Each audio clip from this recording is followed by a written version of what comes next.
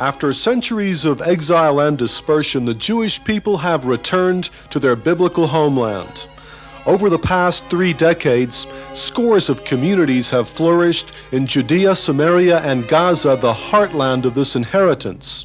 Today, Arab and international pressure seeks to destroy these communities where tens of thousands of Jewish people dwell. This is a critical time. Israel's future hangs in the balance. The fate of the settlements in the heartland of biblical Israel will be decided in coming months. Christian Friends of Israeli Communities has responded to the challenge presented to Bible-believing Christians the world over to stand up in support of the Jewish communities in Judea, Samaria, and Gaza. Sondra Oster Baras is the director of CFIC's Israel office. Sondra, a mother of 5 children, lives in the Samaria community of Karnei Shomron.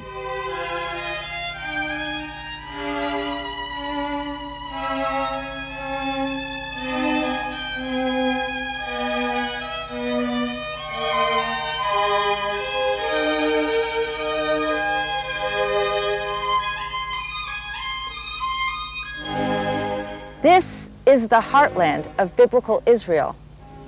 When we read the Bible, we read about the places of Elon Moreh and Shiloh and Hebron.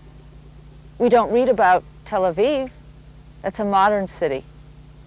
But we read about these places. So when the Jews first came back to the land of Israel, it was only natural that they would establish communities here on the mountains of Judea and Samaria in the very heartland of biblical Israel. When God promised Abraham that the entire land that he saw before him, this land, would be promised to him and to his children forever as an everlasting possession. This was the beginning of Zionism. The land of Israel was promised by God to the Jewish people. The early Jewish nation came into the land of Israel, settled the land, and was an independent nation in this land for hundreds of years. 2,000 years ago, my people, the Jewish people, were exiled from the land of Israel and dispersed throughout the nations. But we never lost our dream and our hope and our conviction that one day God would enable us to return to this land because he promised. In the prophets, we read over and over again about the promise to return the Jewish people to the land of Israel after a period of exile. And so, just over 100 years ago, when Theodor Herzl first wrote the book, The Jewish State, and talked about the creation of a modern state of Israel, what he was doing was realizing the dreams and the hopes of centuries of the Jewish people. Jewish people who, for hundreds of years, prayed 3 times a day to return to Zion, to return to Israel. And beginning about 100 years ago, Jews actually started coming back to the land. Actually, there had always been Jews here in very small numbers. But about 100 years ago, Jews came back in larger numbers, and they came back with a new purpose, the purpose to develop this land, to settle this land, to reclaim it from the desert wastes, the barren landscapes that it had fallen to, and to turn it into a beautiful, productive land. And there were many, many hardships along the way. But in 1948, the modern state of Israel was created. Created at the blessing of the United Nations, created against the wishes of the Arab nations that lived around us. And in 1948, 5 Arab armies invaded Israel, seeking to destroy the tiny state before it even had a chance to begin. Thank God they were not successful. And the new Jewish state was born, albeit in much smaller area than the biblical land of Israel. In the last 50 years, we've seen the return of exiles from all over the world. In recent years, we've seen communities, whole communities from the former Soviet Union and from Ethiopia coming back to Israel, a true ingathering of the exiles. In 1948, after Israel's War of Independence, the Arabs were not willing at that time to negotiate peace with us. They did not recognize the existence of the State of Israel. And that situation continued for a long time. In 1967, again, Israel was forced into war against her Arab neighbors. Israel was attacked from the areas that we now call Judea and Samaria, the areas that were then called by Jordan the West Bank.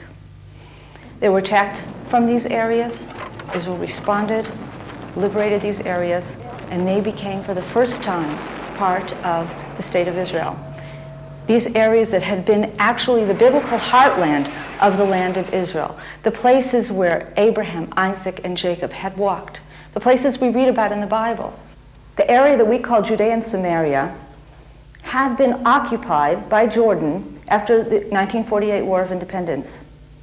Jordan occupied it and annexed it and called the area the West Bank in order to declare to the entire world that Jordan saw this area as an integral part of Jordan. There was the East Bank of Jordan, which is Jordan as we know it today, and the West Bank of Jordan.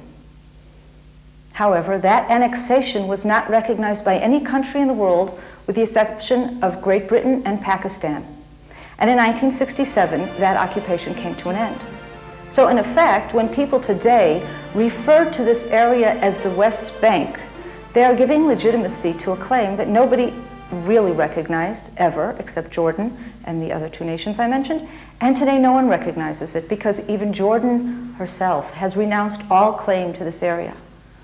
We, the Jews who live here in Israel, in this area, are proud to call this area Judea and Samaria because this is what the area is referred to in the Bible. After 1967, most of the area was empty. There were Arabs living in a number of cities, but beyond the cities, most of the landscapes had not been developed. One of the first areas to be settled after the 67 war was the area of Gush Etzion. This is an area just south of Jerusalem where Jewish settlements had actually existed in the 40s. In 1948, these settlements were overrun by the Arabs and vanquished, their residents massacred or taken prisoner to Jordan. The children of these martyrs in Gush Etzion came back after 1967 to reestablish their communities in the very same place that they had existed before the 48 war. That was the beginning